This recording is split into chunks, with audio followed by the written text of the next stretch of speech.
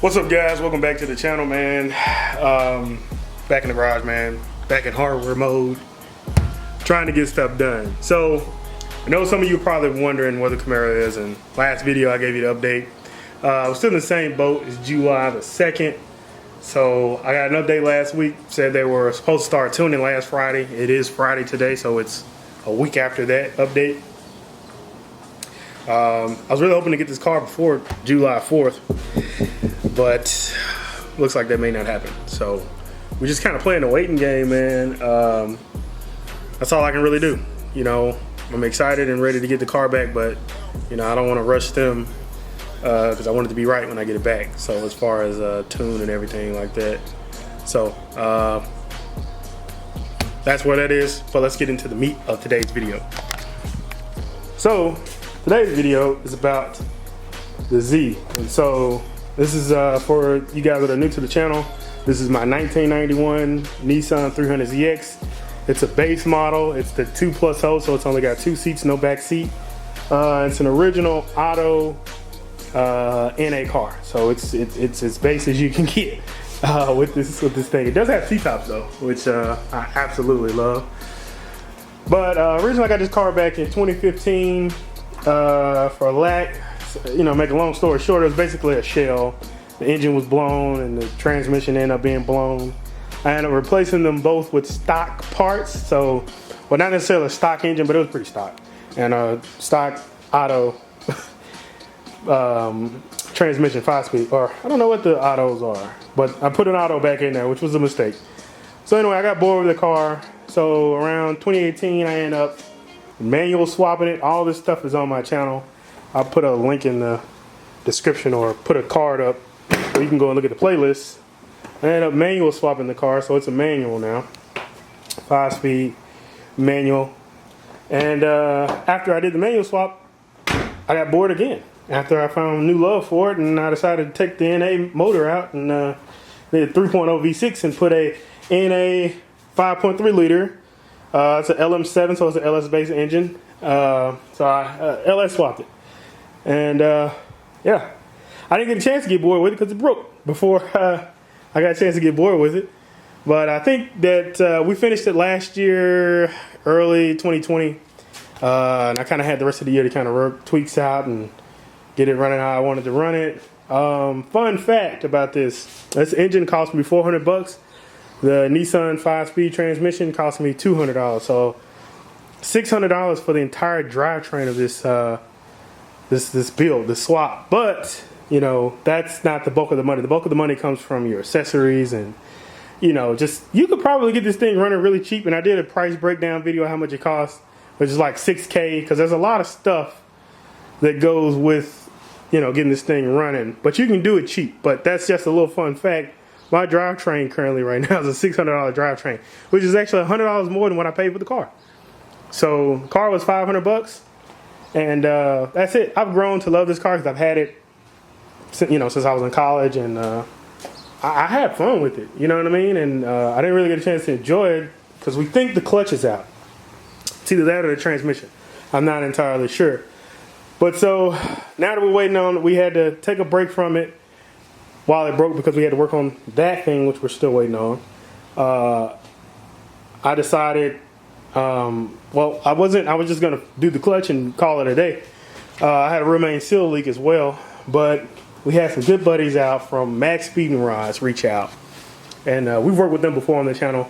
They gave us coilovers for our E46 right there, and so they've come through clutch again, and they're gonna make me completely redo the build. And what I mean by redo it, not really, but we're gonna change it. It's not gonna be NA anymore. So give me one quick second.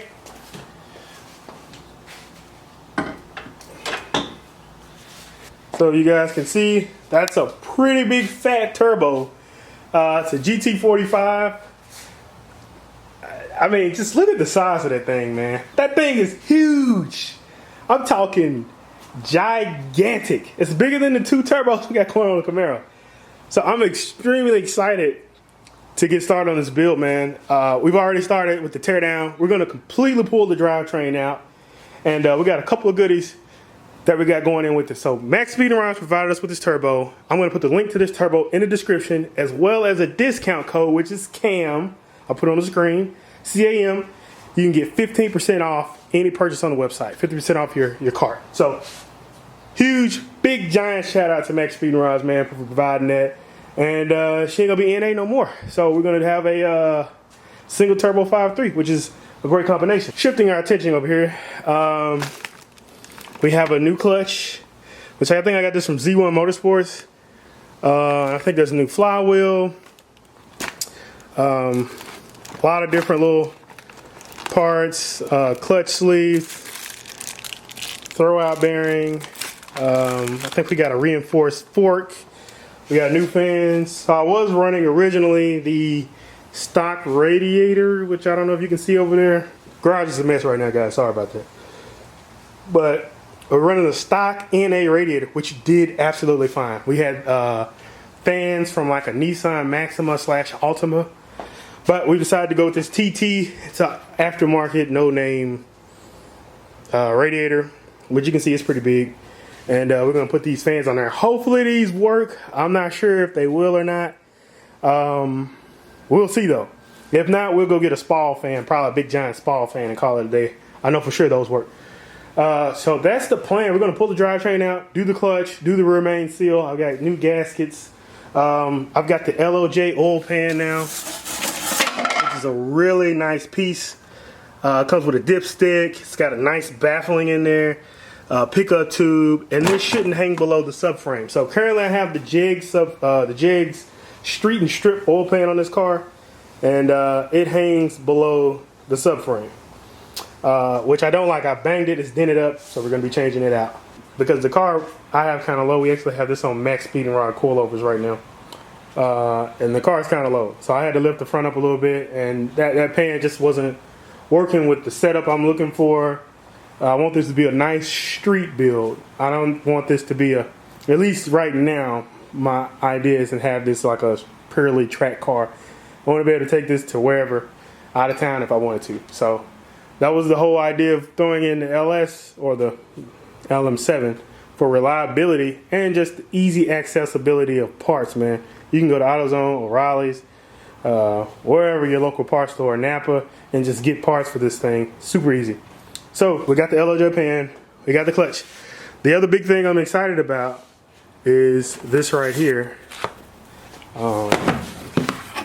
And it's actually both of these boxes. So it's this box as well. But it is you guys know what that is. That's the Terminator X. That's Holley Terminator X. So it's their EFI system, self-learning, you know.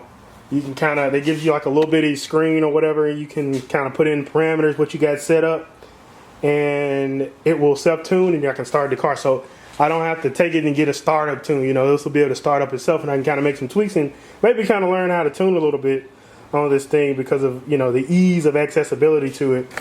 So I decided to go this route. Currently, the car is on that harness right there. It's a regular GM harness, has been modified to work. It was actually on that S10, I think, S10 drag truck, and I bought it off the guy for like $300, and he already had a tune on it, so I started the car, and then I got it retuned or whatever, still a street tune, and yeah, that was it. It's been running fine ever since. So this is going to be really nice to add this Terminator and kind of compensate for the turbo and everything else. We also have some snake eater 210-pound injectors. I don't currently have them with me, but I bought them originally for that car, for the turbo. But kind of got word that the tuner, GPI, wasn't going to really like those. They didn't like those injectors, so I decided to not use them. I got some ID 1300Xs that I put in the car. So I've got those. Those are in the car currently right now, just in the box in the car, the Camaro. So when I get it back from the shop, I'll have those injectors. I'm going to actually run those 210-pound injectors on this car, which should be way more than what I actually will need for this car, but it's just nice to have that nice injector. Hopefully we can tune it and they work right and everything like that. So that is the game plan. So you're probably wondering, what are you going to do as far as the kit and all that kind of stuff? Well, it's going to be a new experience for me because I've never fabbed up a kit. Even with the Camaro putting the twin turbos on that, it was more so, it was an AGP kit. So it was already there. It was just trying to get it to work right and fit. And AGP makes an excellent kit. So there was really no issue with fitment at all. So this is going to be like a custom fab kit. I'm kind of on the fence as to which route I want to go. So let me show what I mean by that. You can see how big this turbo is. I mean, you can kind of get it to fit right here, or I definitely don't have any room right there, but maybe right there, or maybe up here somewhere. But I kind of want to put AC on this car, and I really feel like stuffing it up here in the engine bay or up here is going to block, you know, being able to route AC lines, because I do have my AC compressor down there, my factory Nissan AC compressor down there, and I'm going to try to put AC on this car. We'll have to see what happens, but I'm kind of leaning towards doing a rear mount setup and just, you know, putting it in the back of the car somewhere and just running the intercooler piping up here. You know, maybe putting the intercooler on the dash bar here, running some piping up here and doing it like that. Yeah, we'll have turbo lag, but, you know, oh well. It'll allow me to kind of keep some creature comforts and, you know, kind of make this thing more than just a straight up track car. I want this thing to be able to go out of town, go places, be reliable, enjoy it, not burn up in the summer, not freeze in the winter. You know, I want it to still have its amenities. I really like this car. I like to keep it. I don't think I'm going to get rid of it at any point in time. So, thinking about rear mount. But you guys let me know in the comments, man, what do you think I should do? Should I just slap it up here and, you know, maybe put the exhaust out the hood or out the fender or something and call it a day for easeability? Or should I really try to make this decent? You know what I'm saying? Learn how to weld. We got a Harbor Freight welder. You know, we'll try to make that work, but that's where we're at. So I got to buy some, probably like a universal piping kit, and start fabbing stuff up. You know, get an intercooler and stuff and start, you know, putting stuff in there. But the first thing we got to do is get the drivetrain out. Currently, my engine hoist, I threw it in the garbage. It was trash. So I got to go get another one, and then we're going to pull this drivetrain out, figure out if this clutch is bad or if the transmission itself is one out, and then we'll have to make a decision as to whether we're going to, you know, get the transmission rebuilt or just buy another one. I don't know. We'll see. But that's pretty much the gist of what's going on, guys. So let me know if you're excited. Let me know if you want to see this build, if you're curious to see what this thing's going to turn out like. So you know what to do. Like the video, drop some comments down below, and subscribe above all else so you can keep up with the content. Hit that notification bell as well. Catch you guys in the next one.